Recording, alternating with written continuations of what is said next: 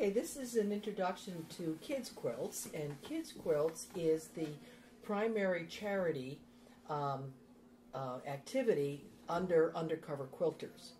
Undercover Quilters has been in existence for about 25 years, and Kids Quilts really were begun to be made almost from the beginning. So that means this has been handled, you know, for over the lifetime of the Quilt Guild. The Kids Quilts project has, it's been a process, and it has evolved from getting, just working with any fabric that came in to now where we have a little bit better budget, where we can buy better fabric, but we also have received some incredible, outstanding donations from people who know us outside of the Guild, who are people within the Guild. And it has really been incredible. The last large amount came from someone who donated 25 boxes of fabric. Today also someone brought in 10 bolts of fabric that she found online for 71% off, and so she's donating all of that.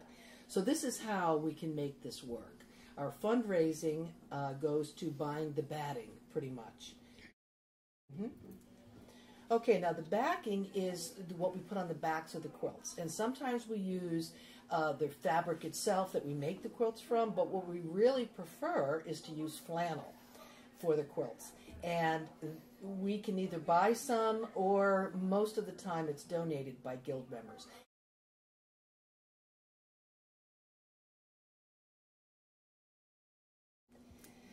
Now, the sorting of the fabric as we come in, we tend to do that as a group. And then we make the decision about cutting it into bricks and blocks and all the other thing. But the sorting is kind of the fun part, because we're all like kids in a candy store and love to handle and look at fabric. So.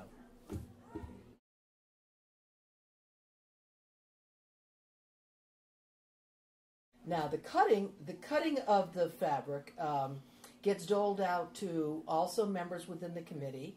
There are people who have kind of retired from the committee who still like to do some cutting. And then we do cutting like in this circumstance of having a workshop for the day and then for the evening in February. For people who are not quilters, it looks somewhat like a pizza cutter, and it has a very sharp blade. You do not want to drop it, and cuts through the fabric up to 4 layers pretty well. So, and this is a self-healing mat that will not, be cut by the rotary cutter, and we use a long ruler for, for accuracy's sake. So let me just line this up. And then what I'll do is I'll get with you at some point for the next couple of weeks, right, and start making this something I have. So I think that ow, still, and I have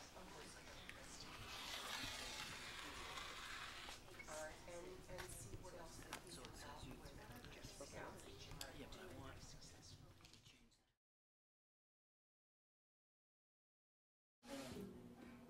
Now the making of the kits is fun.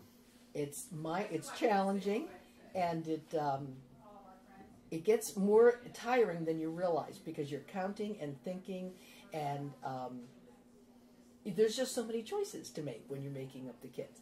So we basically get 40 bricks, 40 blocks, and then a set of inner borders and a set of outer borders, and that is what makes up the kit. And there's no 2 quilts alike. And we have yet to really come up with any one quilt that we wish we hadn't made, because they all have their own personality, and they're always appreciated by somebody, some child out there that really just enjoys it.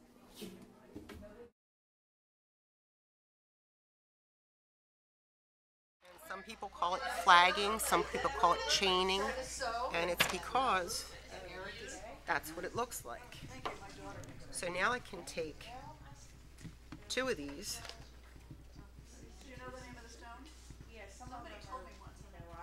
And then start stripping them together to get the 3 and 3 that I need. So I would continue doing like just 1 and 1 and then put 2 and 2 together to get the whole strip. So that's just, it's just a way of saving time so you're not constantly cutting your thread. And it does look like a flag. Some people call it chaining. Some call it flag piecing. And that way, instead of doing this all the time. That way then I have 2 pieces together.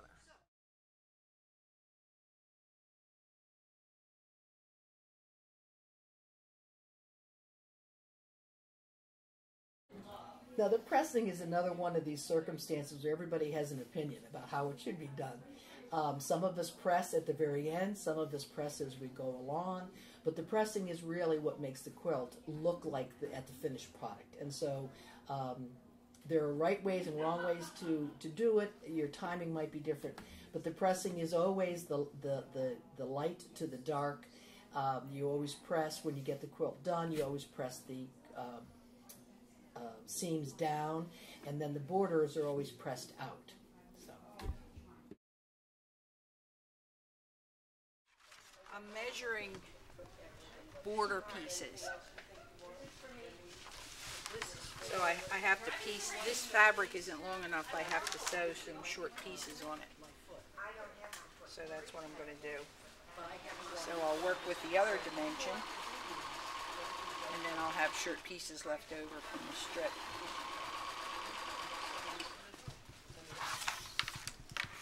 Whatever you want to do. Well, nice. Oh, here? Here. This is all.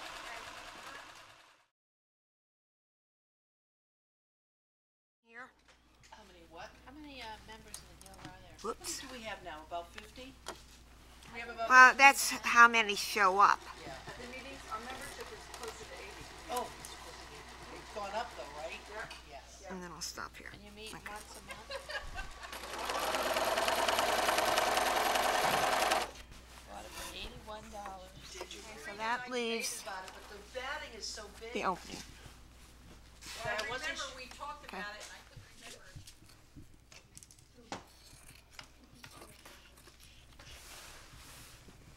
cut off that are in large pieces as this goes to another lady in the guild who gives it to someone who makes children's clothing, vests and things with it for charity. So we really do try to be accountable with this we'll throw away.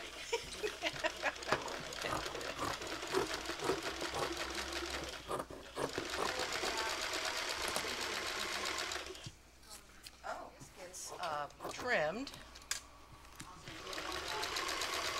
Then we turn it, and so that the inside fabric becomes the outside.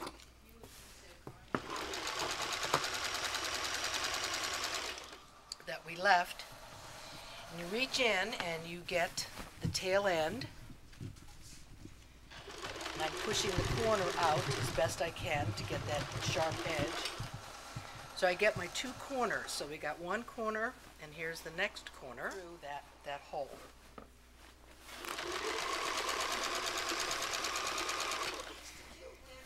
And you just keep tossing it around so that you can get it pulled out at different angles.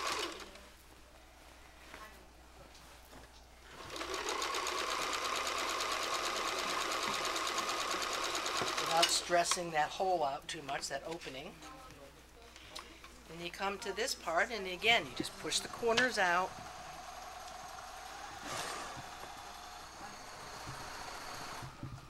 And there's, so then we take it and just kind of and press the edges.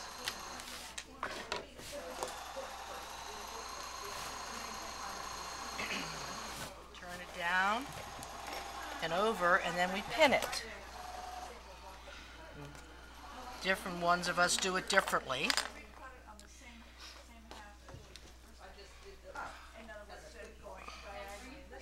And then goes to, like Maureen, who was stitching around the whole outside and putting a border on it and so forth, and then it gets to be tied. So that's the enveloping process.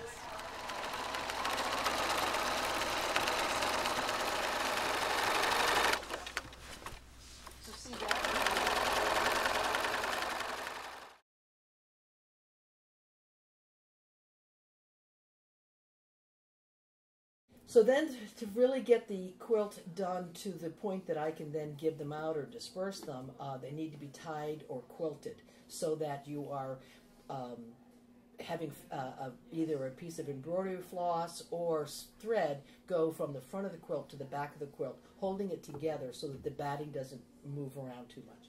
So some people prefer to tie, some people prefer to take them home and machine quilt them. But that's how they get finished, and then they get brought back to me, and then I give them to all of our different groups.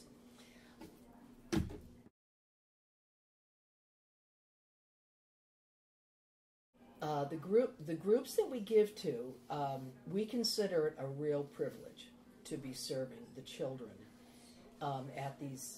through these avenues. We have someone in our quilt guild who works at CHOP, the Children's Hospital in Philadelphia, and she will take some to be given out at her discretion.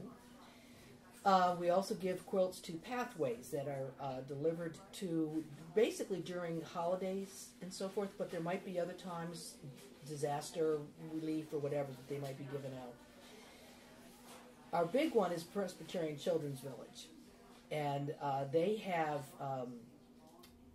a lot of different avenues. They have a residence at the village, they have home groups, they have foster children, they have is a facility in Philadelphia where the babies are, pretty much. So they have a great need for quilts and are just absolutely delighted with anything that we can give them. And we tend to give more to them because they are a wider reaching outreach. The other one that's really fun for us is Nana's Attic. We have some quilts that are just spectacular, just really sharp. And we donate them to Nana's Attic for sale because the money goes to the Domestic Abuse Project. At one point, we used to donate directly to the Domestic Abuse Office. They would give them out to clients. However, they asked specifically if we would donate them to Nana's Attic because they needed the money for the project and for the activities more so than the actual quilts to give out to the clients. So at any rate, we've done basically to Nana's Attic, and I hope to bring a few more out to the office as well.